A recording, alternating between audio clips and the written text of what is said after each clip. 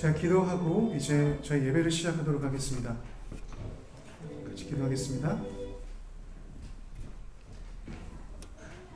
하나님 아버지 감사합니다. 오늘도 예수님을 믿음으로 예수님의 이름으로 모여 하나님을 예배하는 주님의 교회가 되게 하심에 감사합니다.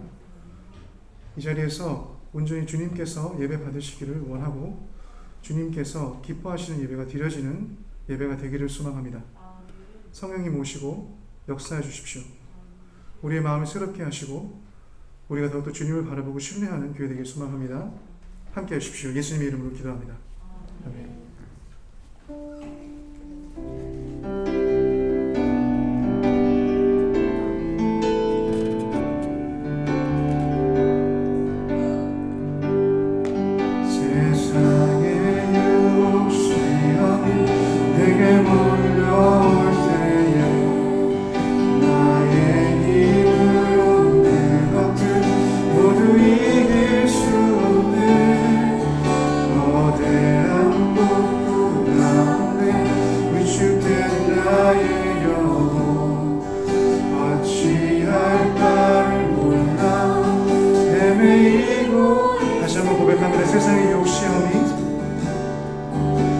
세상의 욕심이 내게 몰려올 때에 나의 힘으로 그것들 모두 이길 수 없네. 거대한 폭풍 가운데 위축된 나의 영혼 어찌할 바를 몰라 헤매이고 있을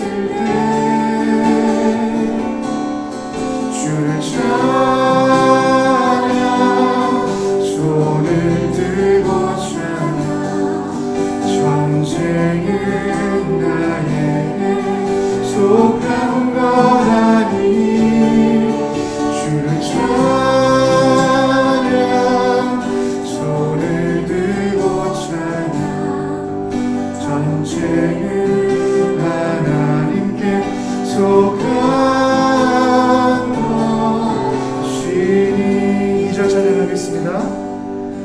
거짓과 속임수로 가득 찬 세상에서 어디로 갈지 몰라 머뭇거리고 있네. 공중의 권세 잡은 자 지금도 우리들을 해와 절망으로 넘어뜨리려 하네. 주를 찬양 손을 들고 찬양 전쟁은 나에게 속한 것 아니니 주를 찬양 손을 들고 찬양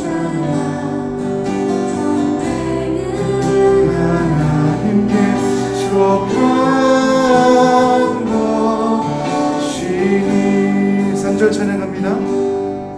주위를 둘러보면 아무도 없는 듯 믿음의 눈을 들면 보이는 분 계시네. 지금도 내 안에서 역사하고 계시니 사망과 어둠의 권세 물리치신 예수님. 주를 찬양 주를 찬양 손을 들고 찬양 전쟁은 나에게 속한 것 아니니 주를 찬양 손을 들고 찬양 전쟁은 하나님께 속한 것. 한 번 더 고백할까요? 주를 찬양 손을 들고 찬양 주를 찬양 손을 들고 찬양 전쟁은 나의 위한 것 아니니 주를 찬양 손을 들고 찬양 전쟁은 하나님께 속한 것이니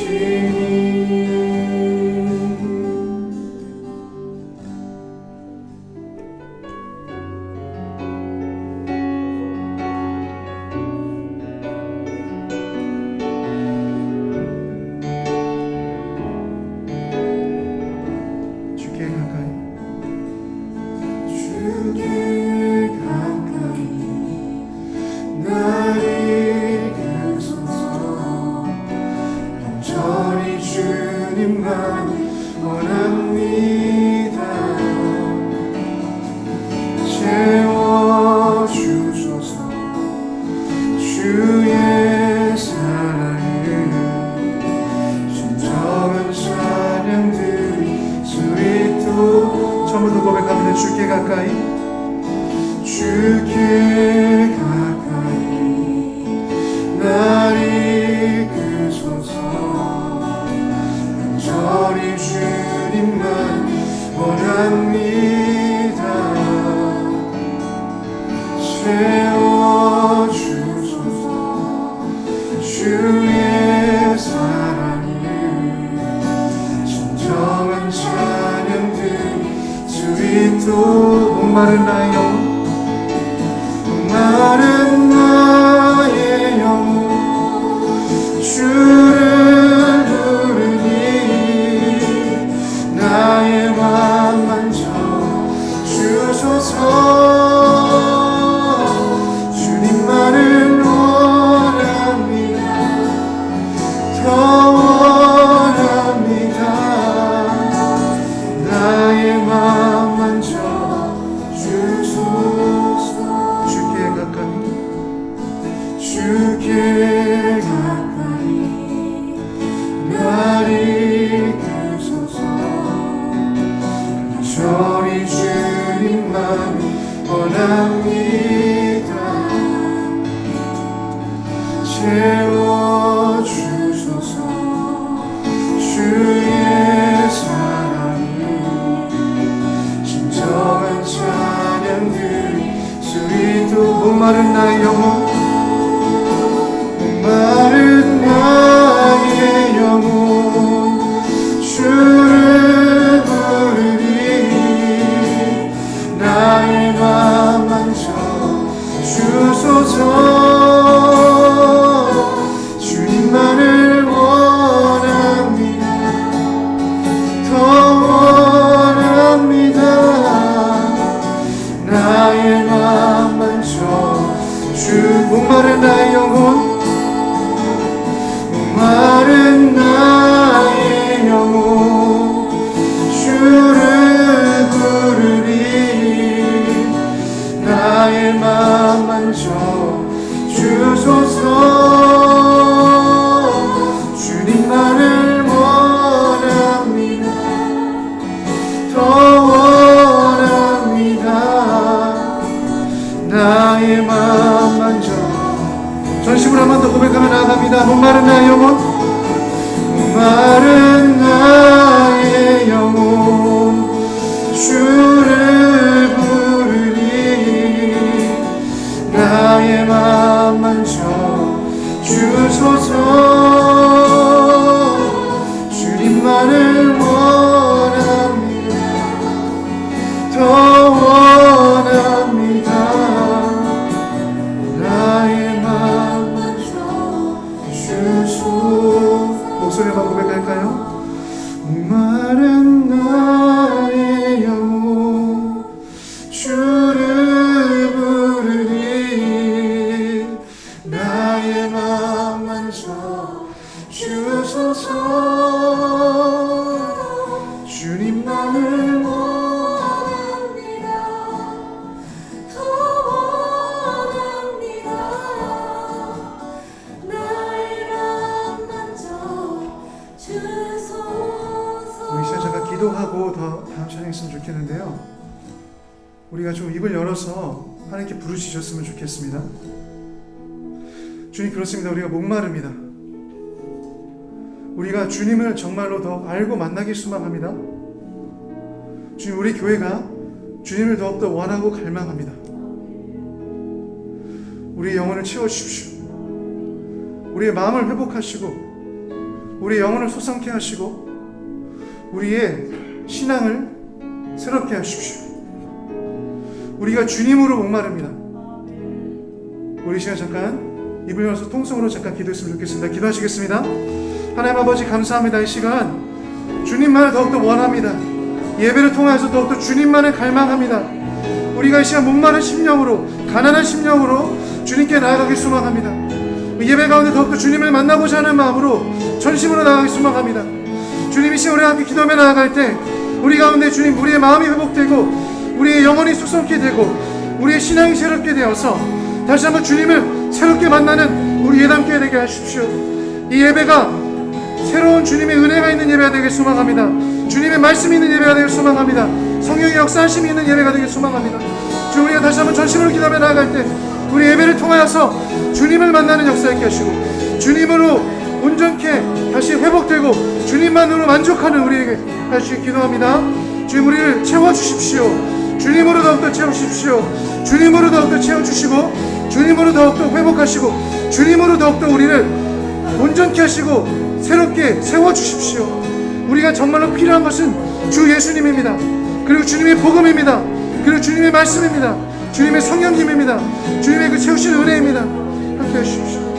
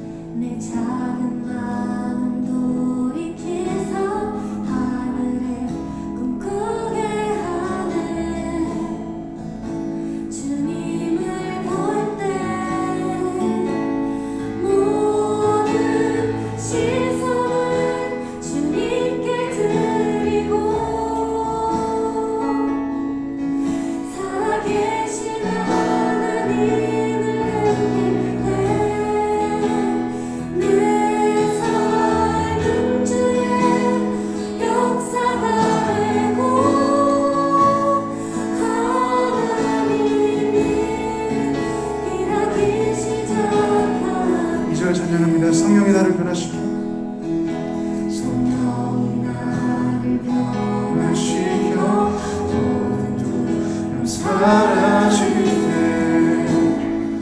주의 일을 보겠네.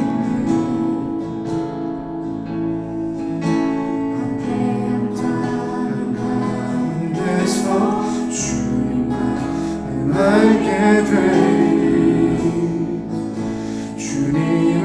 모든 시선을 주님께, 모든 시선을 주님께 드리고 전능하신 하나님을 느낄 때 내 삶은 주의 역사가 되고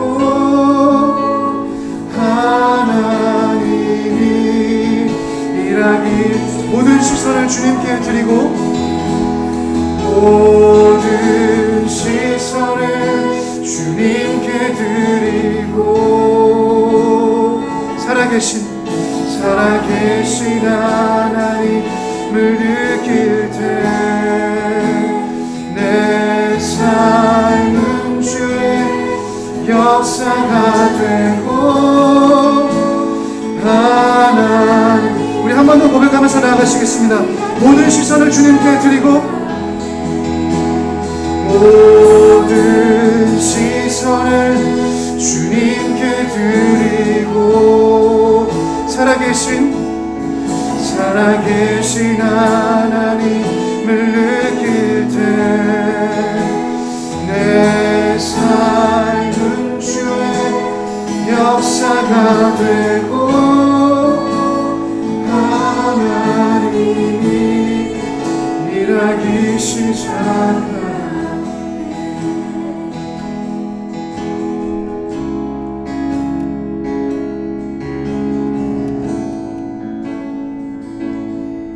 주님의 영광 임하네 주볼 때 주님의 영광 임하네 주볼 때 주님의 영광 임하네 주님의 영광 임하네 주볼 때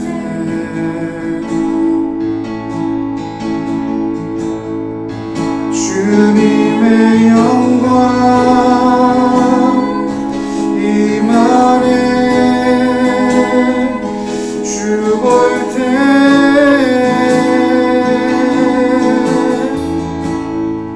주님의 영광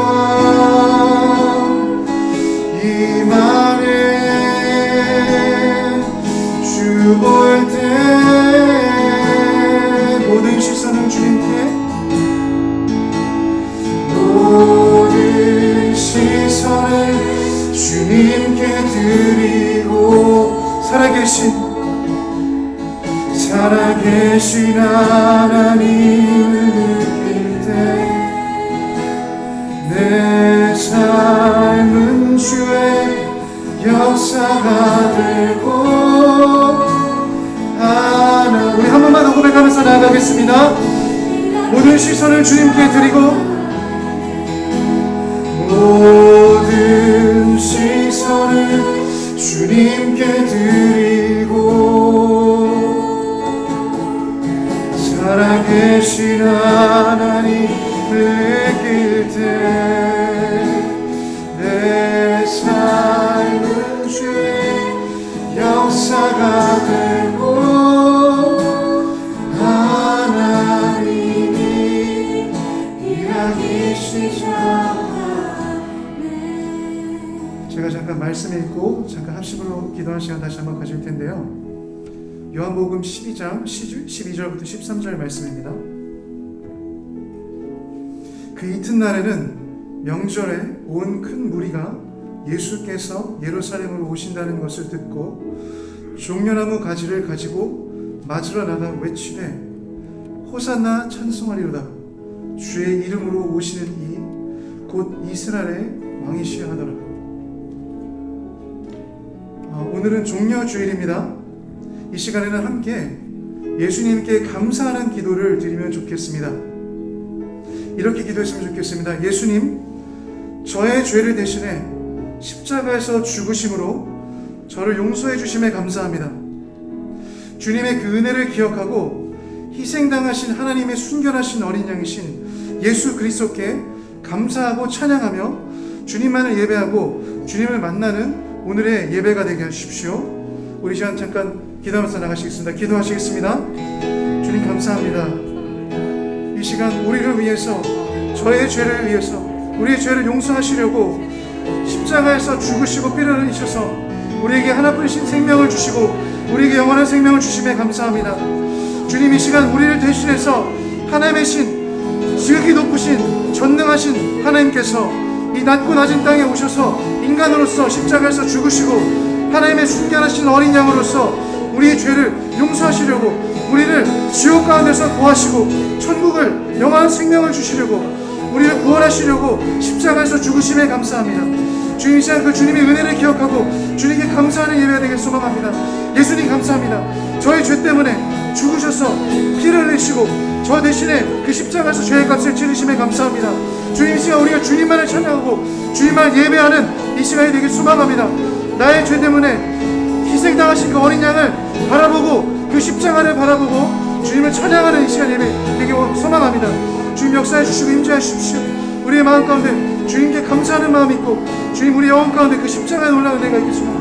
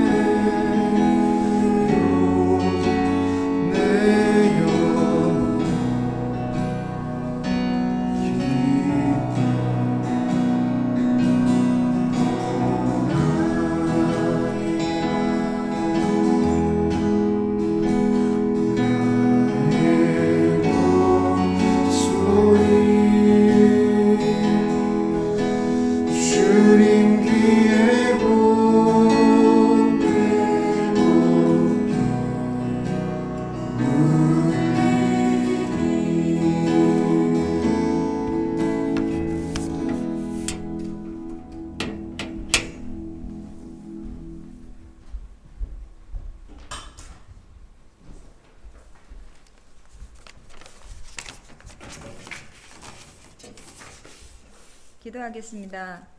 사랑이 많으시고 공의로우신 하나님 아버지, 함께 모여 찬양하며 예배드릴 수 있음을 감사드립니다.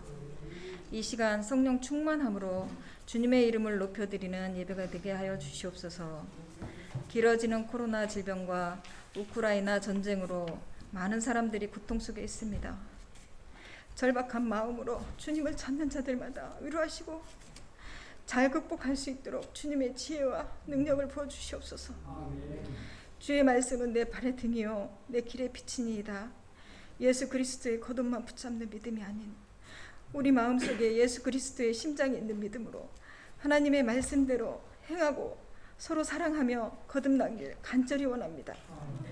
청빙으로 새로 오실 목사님을 위해 기도하며 오직 하나님의 말씀과 사랑으로 모든 성도들이 주님의 이름만 높이는 거룩한 교회 되길 소망합니다.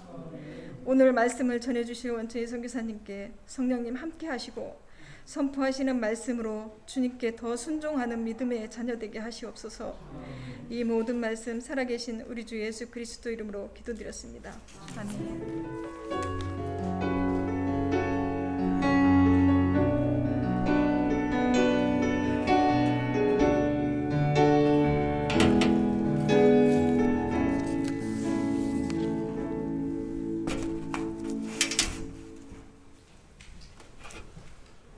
할렐루야. 예, 오늘 예배에 나오신 모든 분들을 주님의 이름으로 환영합니다. 잠시 광고 말씀을 드리고 바로 성찬식을 하도록 하겠습니다. 여러분 주보를 참고해 주시고요. 오늘은 종료 주일입니다. 이렇게 오신 여러분을 환영하고 또 지난주보다 많은 분 오신 걸 보니 또 저도 마음이 많이 기쁩니다. 이번 주 수요일에는 하늘의교회 최영두 목사님께서 수요일 말씀을 전해 주시고요. 오늘 예배 후에는 청빙위원회의 청빙에 대한 설명회가 있다고 있습니다. 여러분 가능하시면 다 나오셔서 참석하시면 좋을 것 같습니다. 그 다음에 도네시아 환급 증빙을 위한 내용도 나와 있고요. 우크라이나와 통과를 위한 기도도 나와 있습니다. 또한 코로나 확진으로 인해서 격리 중에 성도님들이 있다고 들었습니다. 서로 또 조심하시고 또 기도도 같이 부탁드립니다. 다음 주 주일에는 청빙 관련돼서 아마 목사님이 오셔서 설교하실 것 같습니다. 그래서 아마 또 설명회도 있을 것 같은데 우리 또 여기 나와 있는 기도 제목처럼 담임 목사 청빙을 위한 기도 제목처럼 하나님의 일꾼이 쓰일 수 있도록 같이 기도하시면서 참여하시면 좋겠습니다. 자, 우리 성찬식을 해야겠는데 우리 성찬식 마친 다음에 학생부는 또 프로그램 하도록 그렇게 하겠습니다.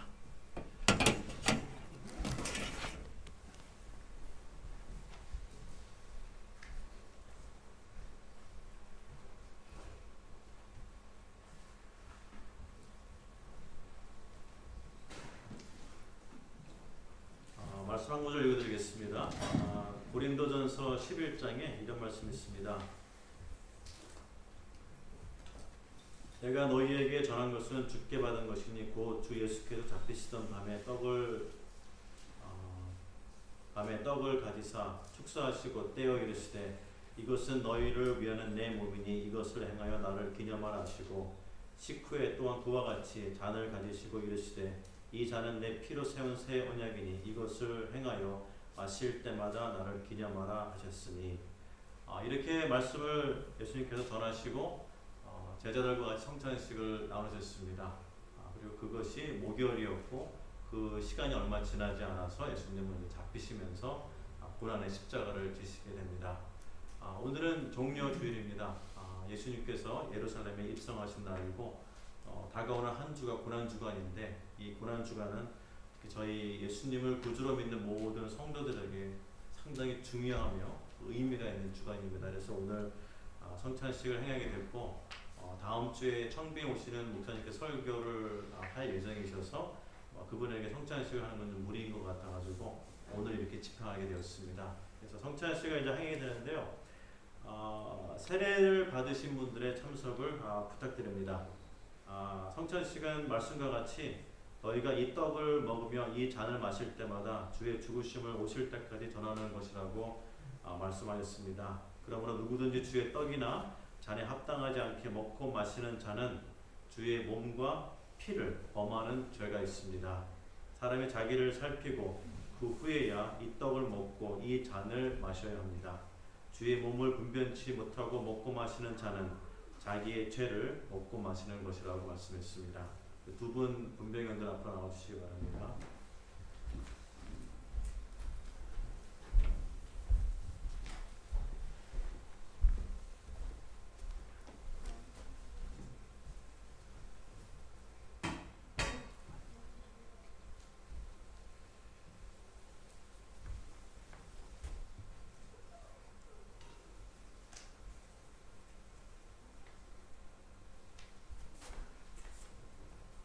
저희가 먼저 분병과 잔을 나눈 다음에 두 분께서 다니시면서 떡과 잔을 나누실 겁니다. 그러면 다 받으시고 나서 같이 드시고 그다음에 같이 기도하도록 그렇게 하도록 하겠습니다.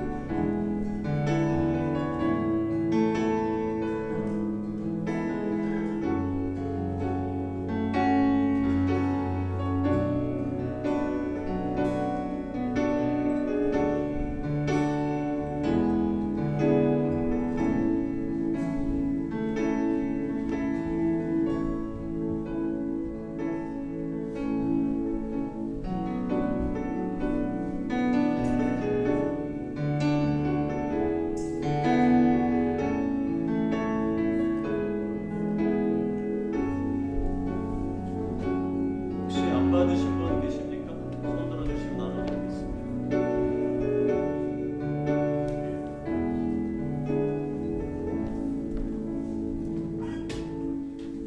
다 받은 줄 알고 우리 다 같이 이 시간 같이 성찬하도록 하겠습니다. 떡을 먼저 드시고 그다음에 잔을 드시면 되겠습니다.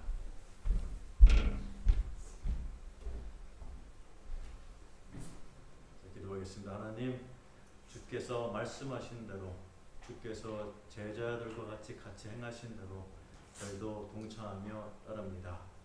저희들이 이 성찬에 참여함으로 인해서 저희를 부인하고 십자가를 지고 예수님을 더욱더 따르기를 원합니다. 그런 교회 되기를 원합니다. 하나님, 고난 주간에 주의 고난에 동참하며 기도하며 한 주간 겸손히 지내기를 원합니다. 우리와 함께 하시고 우리 가정과 함께 하시고 우리 교회와 함께하여 주시옵소서. 예수님 이름으로 기도드렸습니다.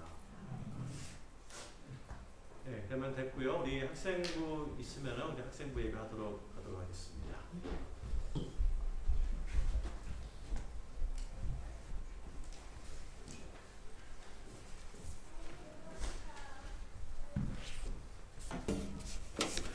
오늘 하나님의 말씀을 같이 보겠습니다. 오늘 말씀은요, 마태복음 21장 1절부터 12절까지 말씀이고요.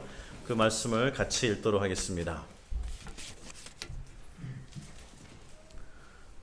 마태복음 21장 1절과 12절까지 말씀입니다. 우리 같이 읽겠습니다. 한 목소리 읽겠습니다.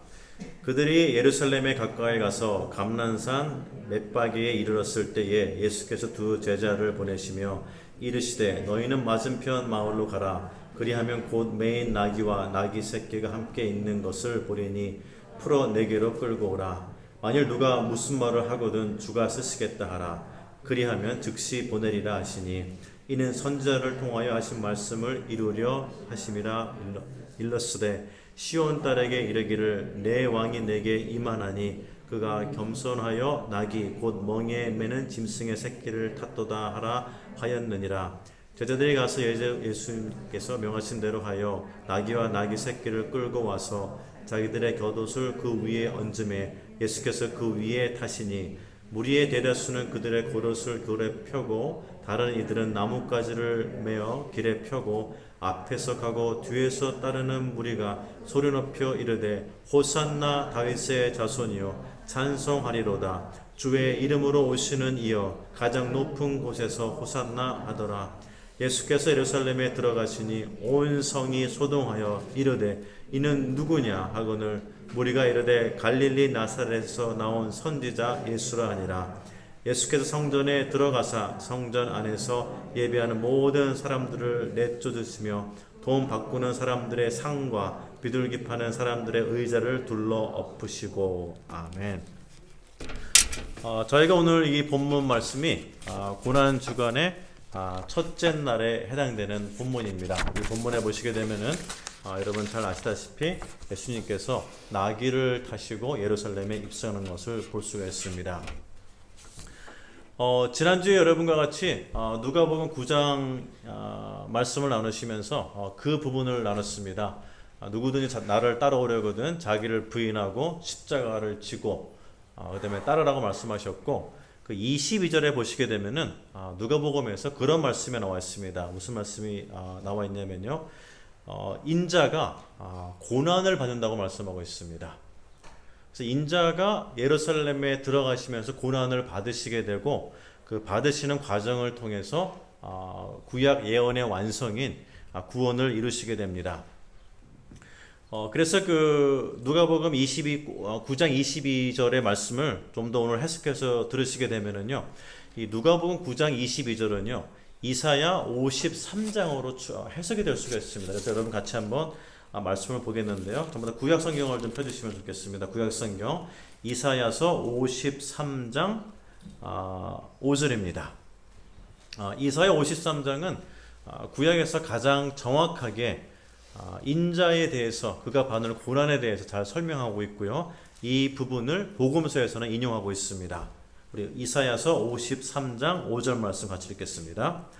그가 찔림은 우리의 허물 때문이요 그가 상함은 우리의 죄악 때문이라. 그가 징계를 받음으로 우리가 평화를 누리고 그가 채찍에 맞음으로 우리가 나음을 얻었도다. 아멘. 자, 누가복음에서는 이렇게 얘기합니다. 인자가 많은 고난을 받고 장로들과 대제사장들과 서기관들에게 버림받아 죽임을 당하고 나타납니다. 두 개가 나타나죠. 고난을 받고 버림받아 나타나고 있는데요. 이것을 이사야서 말씀을 인용하게 되면은 네 가지로 표현이 됩니다. 찔리고 상하고 징계를 받고 채찍에 맞았다고 표현하고 있습니다. 정확히 표현하고 있고요. 그 내용을 좀 같이 좀 보도록 하겠습니다. 첫 번째는 이사야에서 뭐라고 말씀하고 있냐면요, 예수님이 찔리셨다고 말씀하고 있습니다. 여러분 예수님의 그 고난주간의 사건을 보시게 되면요, 가시면류관에 찔리십니다. 그 다음에 채찍에 맞아 찔리시고요. 그 다음에 십자가에서는 창에 맞아 찔리시게 됩니다. 이런 찔림을 통해서 그 죽으시게 되는데, 성경에 나와 있는 이 찔림이라는 단어는요, 죽임을 당할 때 쓰는 표현입니다. 그러니까 단지 다른 사람에게 상처를 주거나 고통을 주거나 할 때 쓰는 표현이 아니고 죽임을 당할 때 쓰는 표현인데, 예수님이 당하신 찔림은 죽임을 당하시기 위한 찔림이었습니다. 그래서 그는 면류관에 찔리시고 채찍에 찔리시고 그 다음에 창에 찔리시게 되었습니다. 그런데 이사야서 말씀해 보게 되면은 정말 놀랐습니다. 이렇게 말씀합니다. 그가 찔림은 우리의 허물 때문이요, 이렇게 말씀합니다. 이 허물은요, 말씀을 따르지 않는 사람들의 모습 자체입니다. 말씀에 대해서 순종하지 않는 것이 허물입니다. 그로 인해서 내 안에 죄가 들어오게 되는데, 우리 모두는 다 이 허물이 있습니다. 그 허물을 위해서 예수님께서 찔리셨다고 이사야 선지자는 첫 번째 말씀하고 있습니다. 두 번째는 이렇게 말씀합니다. 그가 상함은 우리의 죄악을 인하며, 이렇게 말씀합니다. 예수님은 찔리시면서 육체의 채찍을 맞으시면서 그의 살이 뜯어져 나갔고 피가 났으며 참을 수 없을 만큼의 육체적인 상함을 입으셨습니다. 그리고 그 상함을 입으시는 그 과정은 죄인된 모습, 종된 사람의 모습으로서 그 고통을 감당하셨습니다. 그리고 그의 상함은 또한 우리의 죄악 때문이라고 그렇게 말씀하고 있습니다. 우리는 죽을 수밖에 없습니다. 우리의 죄로 인해서. 그런데 그 죄를 예수님이 감당하시고 예수님이 품으시고 우리의 죄를 용서하시기 위해서 그가 대신 감당하셨습니다. 그래서 우리가 죽을 수밖에 없는 상황을 그가 채찍에 맞고 상함으로 인해서 그 상황을 역전시키셨습니다. 세 번째로 이사야 선지자는 그가 징계를 받았다고 말씀하고 있습니다. 하지만 우리가 구약과 신약의 말씀을 보시게 되면은 예수님은 의로우시고 죄가 없으십니다.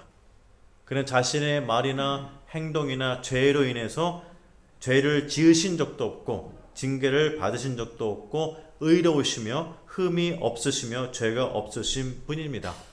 그런데 그 분이 징계를 받았습니다. 바리새인과 사두개인과 제사장들과 대제사장들의 모임, 로마의 정치인들은 그를 모함했습니다. 예수를 처형할 수 있는 방법을 찾았습니다. 그리고 그것이 이루어졌습니다. 하지만 이 이루어지는 모든 과정도 이미 구약시대의 예언이 되었습니다. 예수님은 모든 걸 다 아시면서도 그거를 극복할 수 있는 힘과 능력이 있음에도 불구하시고 그거를 받아들였습니다.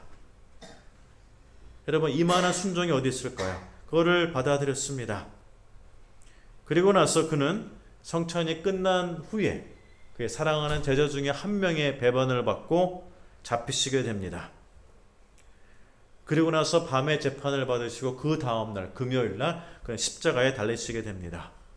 이 모든 과정은 유대인의 법에도 없는 과정이었습니다. 로마인의 법에도 없는 과정이었습니다. 어떤 죄수가 잡혀서 12시간도 채 되지 않는 시간에 십자가에 죽을 수밖에 없는 심판을 받게 될까요? 불가능한 내용입니다. 심판의 과정도 없습니다. 신문의 과정도 없습니다. 변론의 기회도 없습니다. 시간을 두고 재판을 해야 되는 내용도 전혀 나타나지 않습니다. 그럼에도 불구하고 예수님께서는 그걸 다 받아들이시고 순종하셨습니다. 그 결과 어떻게 되었습니까?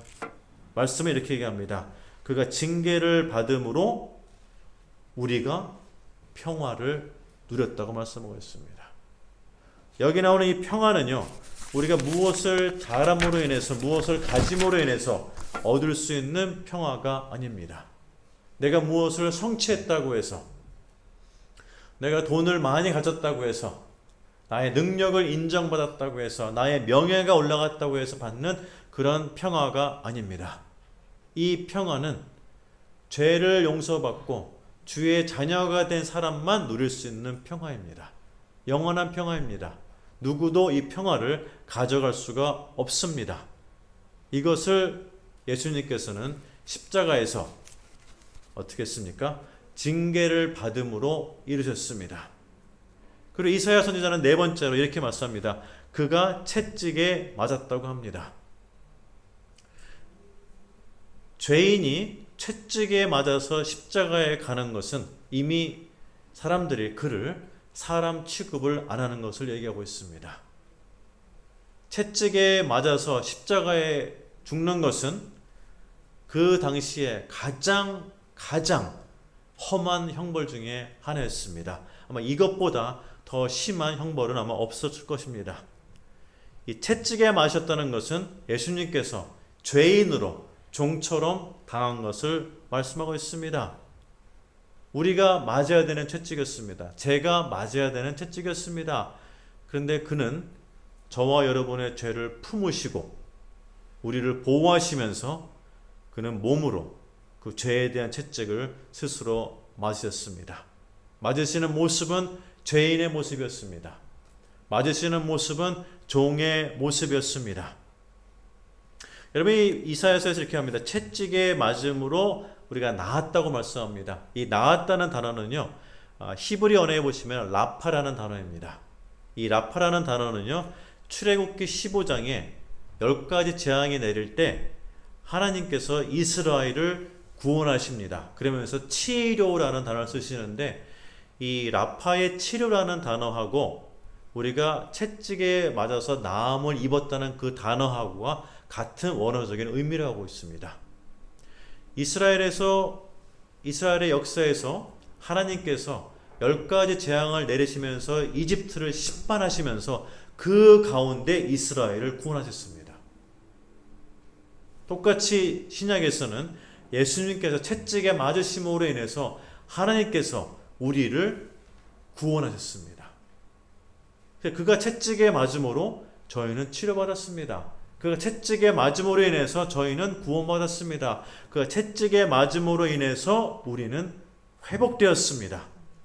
그리고 죄가 용서받았고 그리고 구원을 이루게 되었습니다. 그 결과 하나님의 자녀가 되었고 하나님과 우리 안에 있던 그 장벽이 무너지면서 관계가 회복되었습니다. 그 뜻이 바로 그가 채찍에 맞음으로 우리가 나음을 입었다고 말씀하고 있습니다. 그 결과 상징적으로 복음서에 보게 되면 그가 십자가에 달리셨을 때 휘장이 위에서부터 아래로 찢어졌다고 말씀하고 있습니다. 단절된 관계가 연결되는 것을 상징합니다. 막혔던 관계가 연결된 것을 상징합니다. 그 휘장이 찢어지는 사건도 예수님께서 마지막으로 말씀하십니다. 하나님이여 하나님이여 왜 나를 버리셨나이까 라마 사막다냐고 말씀하시는데 그 사건이 있은 다음에 휘장이 찢어지게 됩니다. 예수님의 이렇게 고난과 고통과 죽으심과 십자가의 모든 사건은 휘장이 찢어지는 사건을 통해서 구약의 것이 사라지며 새로운 신약의 시대를 여는 사건으로 이어지게 됩니다. 그래서 오늘 말씀에서 얘기하신 인자가 고난받고 버림받아 죽임을 당한다는 얘기는 이사야 선지자가 말씀한 것처럼 그가 찔림은 우리의 허물을 위하며 그가 상함은 우리의 죄악 때문이고 그가 징계를 받은 것은 우리가 평화를 누리게 되었고 채찍에 맞음으로 우리가 나음을 입었도다 라는 말씀에 대한 완성을 예수님께서 십자가에 이루셨습니다. 우리는 오늘 성찬을 했습니다. 그가 제자들과 같이 나눴고 저희들도 계속 나누고 있습니다. 그러면서 이 말씀이 우리의 삶에 우리의 교회에 임하기를 원합니다. 그래서 이 교회는요, 그가 찔림을 당했고 그가 상함을 당했고 그가 징계를 받았고 그가 채찍에 맞음으로 세워진 것이 바로 교회입니다. 성도 한 명 한 명은 하나님의 성전이라 했습니다. 우리 교회입니다. 성도 한 분 한 분이 모여서 교회를 이룹니다. 이것도 교회라고 부릅니다. 이 교회는 우연히 세워진 것도 아니고 어쩌다 세워진 것도 아닙니다. 창세 때부터 있었던 하나님의 계획에 의해서 희생과 구원과 십자가의 사건으로 인해서 세워지게 되었습니다. 교회는 귀합니다. 성도 한 사람 한 사람은 무척 귀합니다. 어느 것과도 바꿀 수가 없습니다. 그것을 위해서 예수 그리스도가 돌아가셨습니다. 그래서 그 의미에 우리는 참여하면서 성찬을 하게 됩니다. 교회는 하나님의 구원을 보여주는 놀라운 사건입니다. 여러분, 예수님께서 고난받으신 그 사건, 여러분 2004년도에 멜 깁슨이 촬영한 영화 있습니다. The Passion of Christ라는 영화가 있습니다. 그 영화를 보게 되면은 약 30분 정도 채찍에 맞으시는 장면이 나옵니다. 그 당시의 역사적인 사건을 잘 표현했는데 그 장면을 보게 되면은 너무나 비참하고 참혹한 장면입니다. 이러한 예수님을 세례 요한은 사역을 시작하면서, 예수님이 시작하면서 그를 보았습니다. 예수님은 금식하시고 기도하시면서 사역을 시작하실 때에 모든 사람과 똑같이 세례를 받으시러 오셨습니다. 그를 본 세례 요한의 고백 또한 놀랐습니다. 여러분, 지난번에 나눴죠? 이렇게 말씀합니다. 예수께서 자기에게 나오심을 보고 가로되 보라, 세상 죄를 지고 가는 하나님의 어린 양이로다, 이렇게 말씀합니다. 이 어린 양이 채찍에 맞았습니다. 이 어린 양이 상함을 입었습니다. 이 어린 양이 십자가에 달렸습니다. 그래서 세례 요한은 보았습니다. 세상의 모든 죄를 지고 간다고 했습니다. 그가 예수님을 보았을 때에 이미 세례 요한은 알았습니다. 이가 메시아며 이사야에서 선포한 그 메시아이며 이가 곧 죽을 자라는 걸 알았습니다.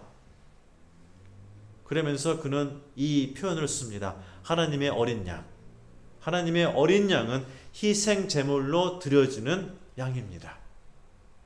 예수님이 세례 요한에게 세례를 받으러 오시는 그 순간부터 그의 죽음은 이미 예견되었습니다.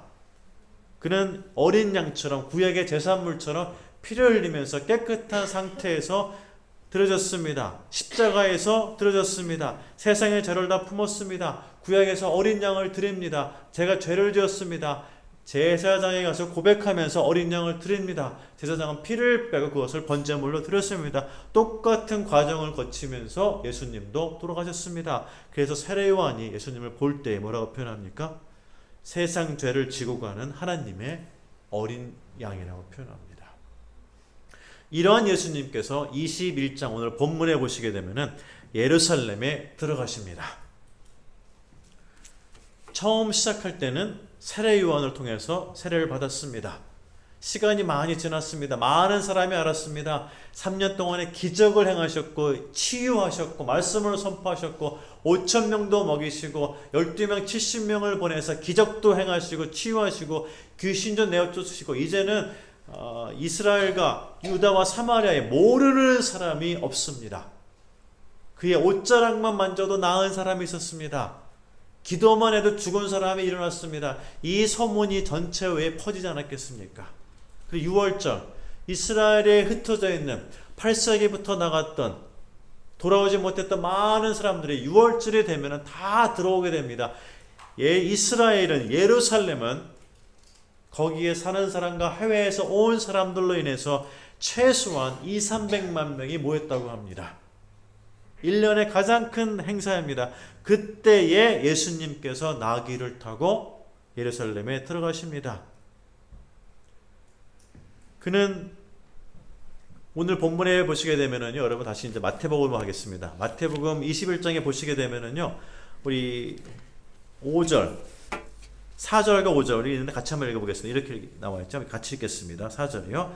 이는 선지자를 통하여 하신 말씀을 이루려 함이라 하셨으니 시온 딸에게 이르기를 내 왕이 내게 임하나니 그는 겸손하여 나귀 곧 멍에 매이는 짐승의 새끼를 탔도다 하라. 이렇게 말씀합니다.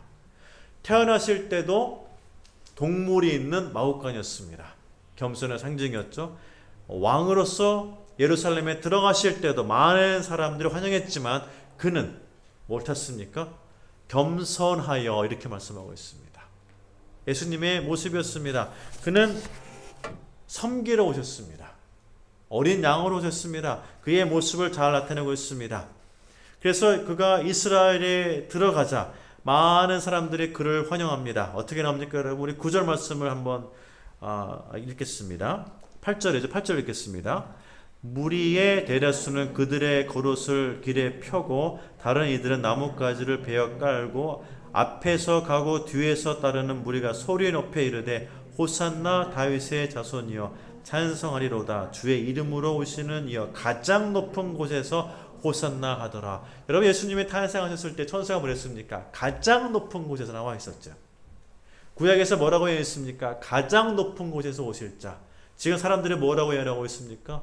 다윗의 자손이여 가장 높은 곳에서 이렇게 말씀하고 있습니다. 그의 예언은 하나도 틀리지 않았습니다. 그의 예언은 정확히 맞아 들어가 있습니다.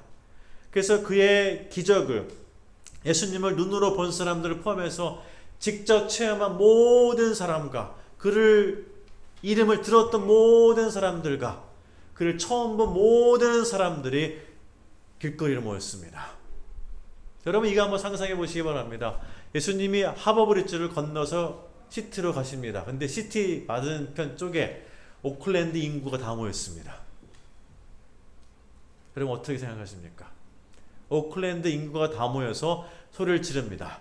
맨 앞줄에 있는 사람들이 옷을 벗어 깝니다. 종려나무를 펼치면서 찬양하며 노래하며 춤추며 환영합니다.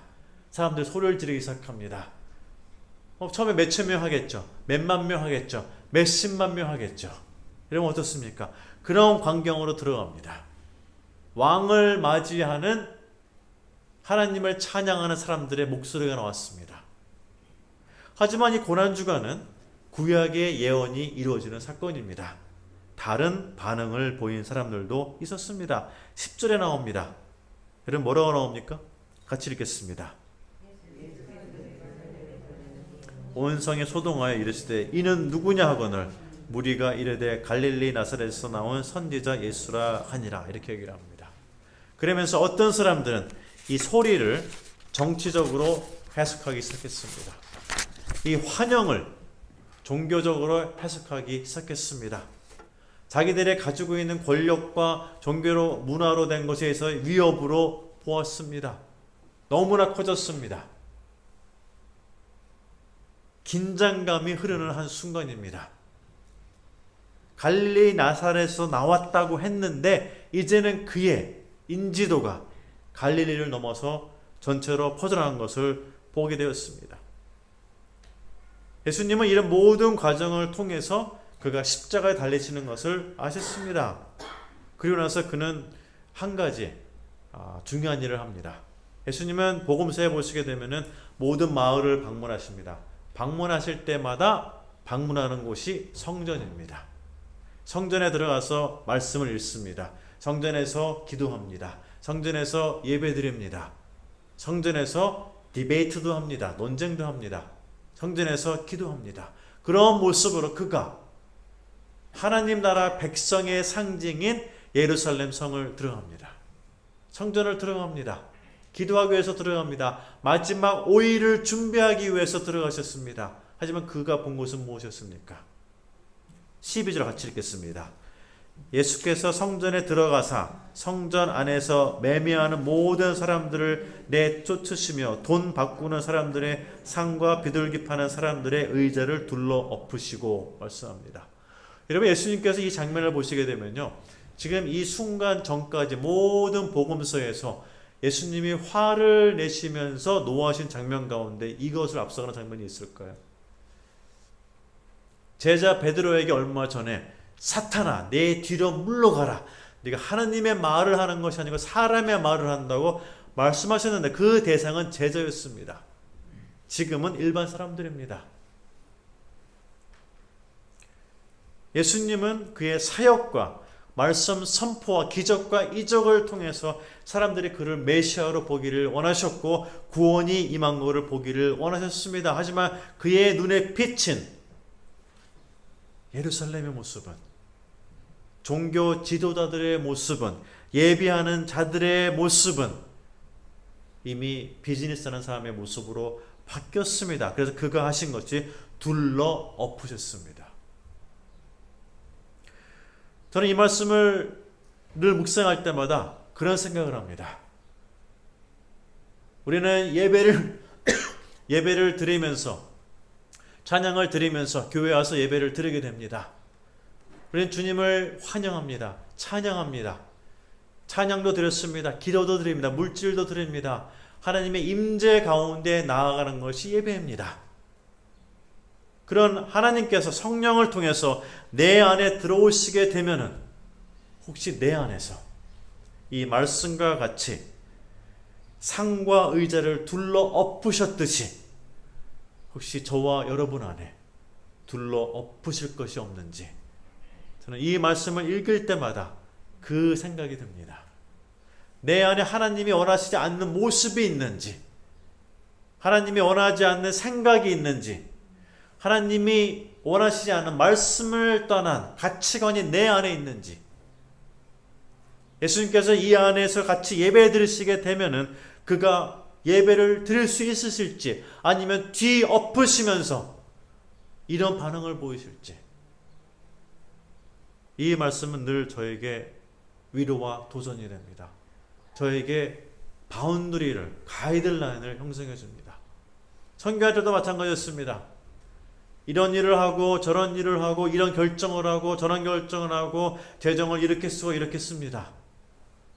그러면서 그 진행되는 모든 일 가운데 하나님의 영광이 나타나야 되는데, 영광 전에 나라는 사람을 살짝 앞에 내밉니다.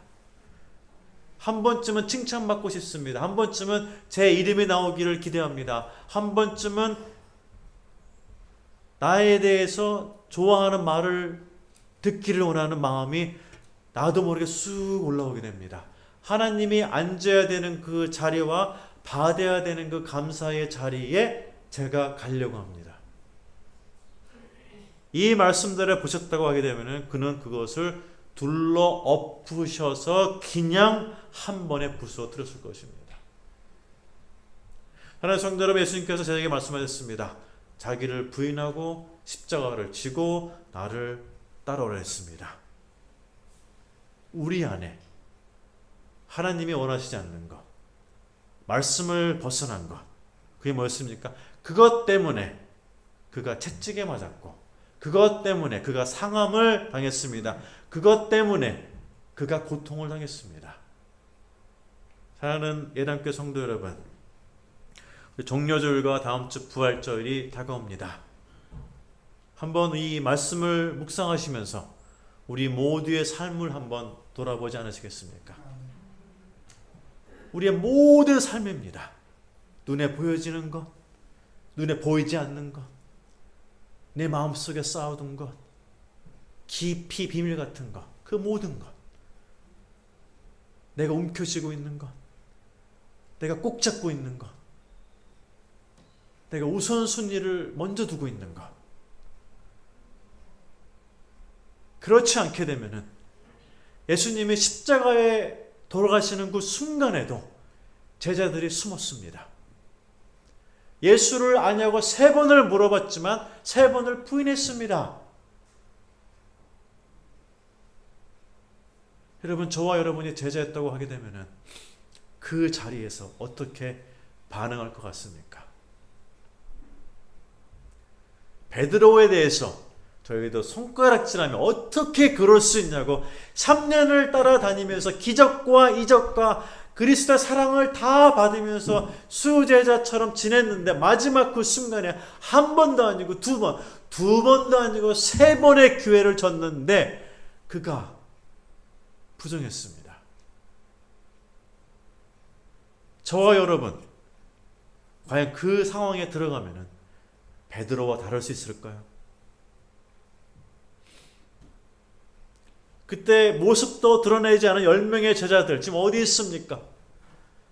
아마 베드로만 먼저 보내고 나서 뒤에서 봤을지도 모릅니다. 과연 저희들이 모습이 그 10명의 제자들과 같을까요? 다를까요? 그들의 실수를 저희가 이렇게 지적할 수 있을까요? 예수님께서는 그런 모든 과정을 아시면서도 죄에 대한 것을 다 짊어지셨습니다. 그의 마지막은 상당히 외로웠습니다. 고통스러웠습니다. 힘이 들었습니다.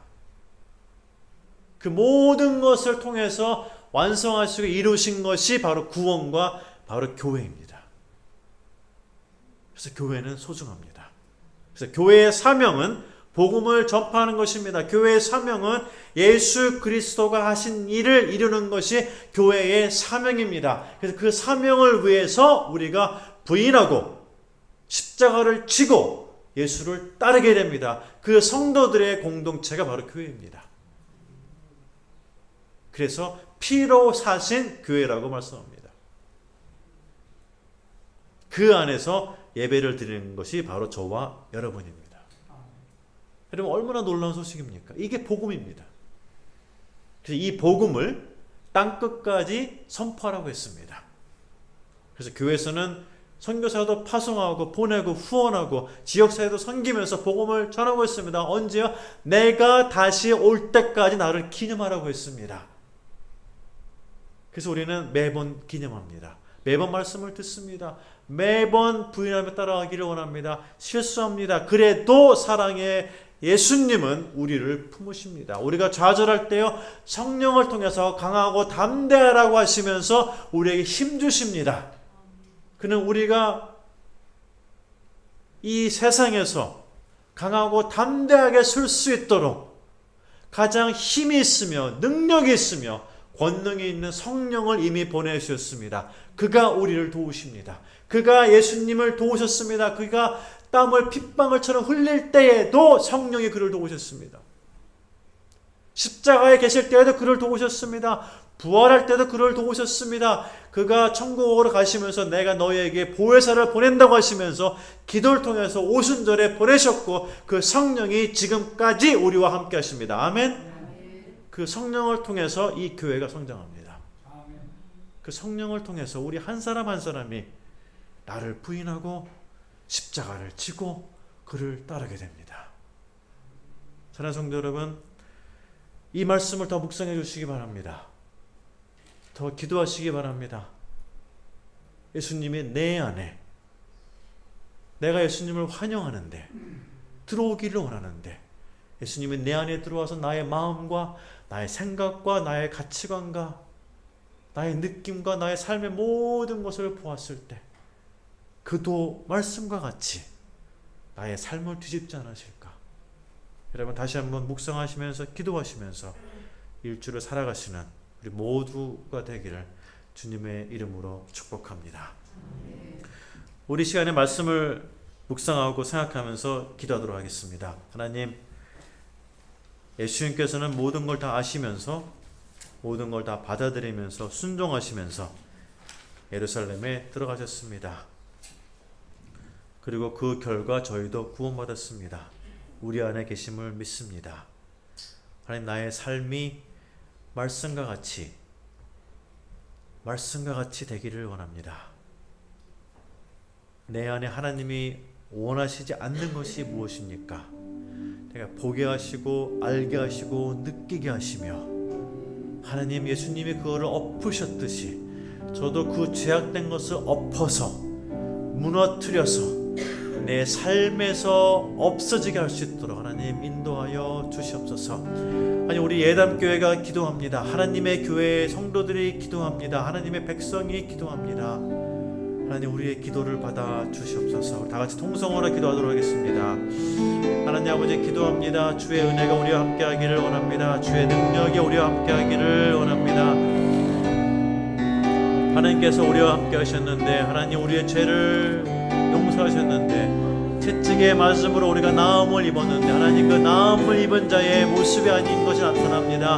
하나님, 우리의 죄를 용서해 주시고 우리를 다시 한번 품어주시며, 아버지 하나님, 내 마음속에서 주의 선한 양심으로 성령의 능력으로 내 안에 하나님이 원치 않는 것이 무엇인지 분별하며 구별하기를 원합니다.